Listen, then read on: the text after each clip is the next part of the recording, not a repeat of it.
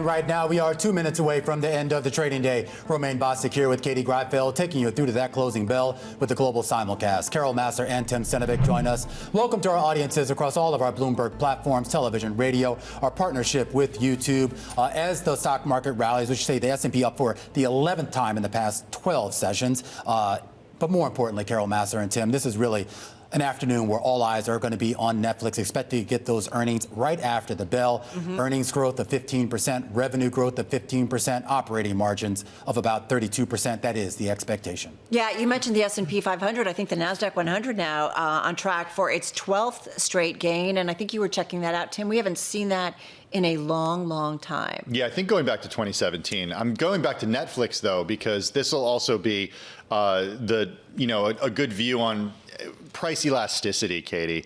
They raised subscription prices in March, the standard plan without ads, by $2 to $20 a month. Did people stay? Did they downgrade to less expensive plans with ads? Did we get any commentary around that? Because we're not getting subscriber figures anymore. Well, it's interesting. I mean, at least the consensus of the guests on the close thus far has been that Netflix has the pricing power, that they raise prices and folks are generally okay paying that. And of course, that all comes back to content and what they have on their slate there. Yeah, and as to John Belton, who we were speaking with over at Gabelli, pointed out here, he really wants to see how those price increases and affect not only top line revenue, but more importantly, those operating margins. We should point out this is a stock that is sold off the day after earnings in each of the past 3 quarters. Expectation for today is an up or down implied one-day move of about 7%. Green across the screen here on this Thursday afternoon. The Dow Jones Industrial Average up about 0.2%. The S&P up about 0.25%. I believe that is another record high there. Yes, it is, of course. The NASDAQ Composite up about 0.4%, and the Russell 2000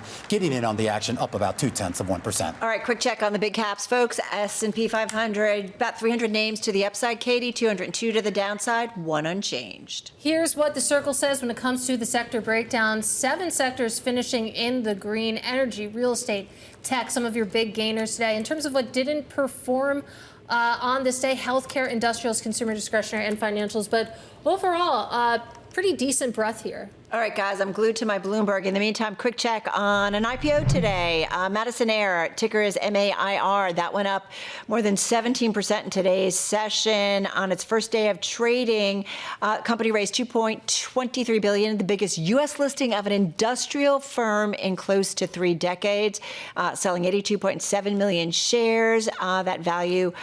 I'm just going to interrupt you right now here. We're seeing Netflix shares take a leg down as the earnings cross the wire here, the headline number.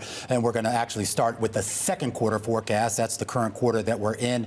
The company guiding below analyst estimates, 78 cents a share on the EPS side. The street was looking for about 84 cents. It's also guiding lower on operating margin, 32.6%. The street estimate on average was for 34.4% there as well.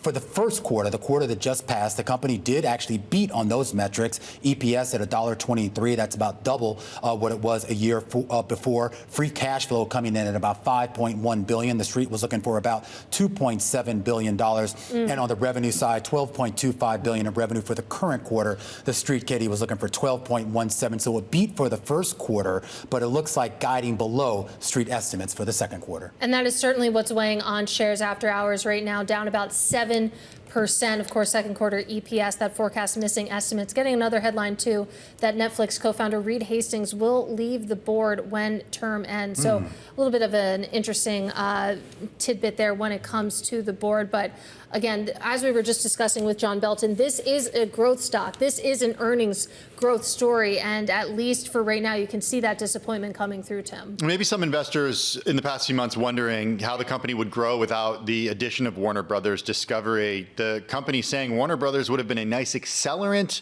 for our strategy, but only at the right price, repeating a refrain that it has said many times in the past. We have multiple ways to achieve our goals, including producing, licensing, and partnering, and we're constantly seeking to allocate our resources to the most attractive opportunities to maximize the value we are delivering to our members. Yeah. The landscape we're operating in, they say, is more dynamic than ever. Can I just also point out, too, just another headline crossing the terminal. This is on the ad business. The company says it sees its 2026 advertising and revenue on track to reach $3 billion. And we had Geetha Raghunathan over at Bloomberg Intelligence on the program earlier today. She's actually saying that this company can actually reach about $10 billion in ad revenue by 2030. So just in about 4 years, the company's saying they're going to get to $3 billion this year, Carol and Tim. Yeah, just to rehash, if you're just joining us again, shares of Netflix are down almost 9% here in the aftermarket. Second quarter EPS, 78 cents a share. That's a big miss. It was estimated to be 84 cents a share. And again, we've talked about Reed Hastings to leave the board when the term ends. He is, of course, one of the co-founders. Still sees advertising, as Romaine said, 2026 ad revenue on track to reach $3 billion. But again, investors not loving what they got here. Do you guys think, I want to go back to the Reed Hastings thing that Carol just mentioned. Yeah, thank you. Because I'm wondering if this is one of the reasons, too, we're seeing some pressure in the after hours. This guy was, co-founder of the company. He's the one who pivoted. He brought DVDs by mail, pivoted with Quickster. Yeah. It didn't work, but everyone was like, it's not going to work. It worked. He invented this category. Yeah. Are they concerned that some of the innovation is leaving? I don't know. He's kind of been on the sidelines for a while now. He has a ski mountain in Utah. He's doing philanthropy. About this company, whose name comes up all the time. It's Ted Sarandos. He's a content guy. Maybe Greg Peters. And obviously, having the presence of a founder on the board is important here. But I don't know. I feel like this company has already moved on and transitioned to it. And that's no disrespect to Reed Hastings and what he built. But I feel like they had already kind of moved on from that. All I can say is shares of Netflix have jumped more than 40% since late February when the company announced it would not raise its offer for Warner Brothers. So investors certainly weighed in. So we'll see what they have to say on the call with investors and analysts to see if we get some more color about what's to come. It's all about engagement, like keeping people going back, because that's part of their ad model in a big way.